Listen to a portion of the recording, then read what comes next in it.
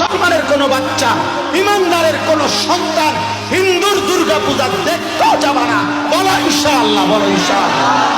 বেঈমানের দুর্গা পূজার মধ্যে একবার উকি দিতেও যেও না, তোমার ঈমান হুমকির মুখে পড়বে, তোমার ইসলাম হুমকির মুখে পড়বে, তোমার ধর্ম হুমকির মুখে পড়বে।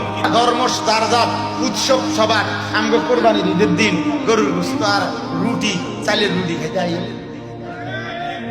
হ্যাঁ আসো না এখন তারা এখন এগুলা বলে, তারাই তো তাদেরকে উৎসাহিত করে তাদের ঘরে খাওয়ার উচিত এবং সেটা ভিডিও দেওয়া উচিত যে দেখেন আমি যে বলছি ধর্ম যার যার উৎসব সবার। অতএব আজকের এই ঈদুল আজহার কোরবানির দিনে আমি 30 জন হিন্দুকে আপনাদের আশীর্বাদে আমি নিজে বসে থেকে গরুর গোশত ও রুটি খাইয়েছি। খাওয়া মাতবুরি শুধু মানুষের কান ধরে,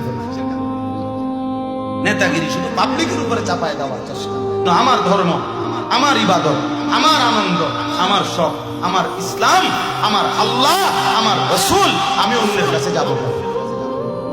কেন যাব? বলেন যাব না ইনশাআল্লাহ। বলেন ইনশাআল্লাহ, সবাই বলেন ইনশাআল্লাহ।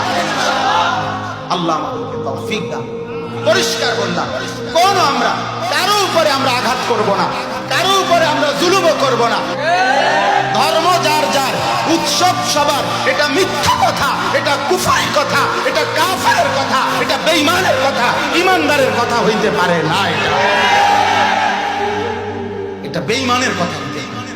ধর্ম যার যার, উৎসব সবার, না না, আমরা এটা মানি না, আমরা এটা মানি না। আমার ধর্ম, আমার ইবাদত। আমাদের ধর্মে কোনো আলাদা উৎসব নেই। রমজানের ঈদ এটা উৎসব, তাইলে আমরা 2 রাকাত নামাজ পড়ি কেন আলাদা? কোরবানির ঈদ এটা উৎসব, তাহলে আমরা আলাদা নামাজ পড়ি কেন? আলাদা নামাজ পড়া এটা উৎসব, কোরবানির দিনে পশু জবাই করা এটা উৎসব, এটা ইবাদত। বলেন না কেন? মুমিনের হাসি ও ইবাদত, মুমিনের কান্না ও ইবাদত।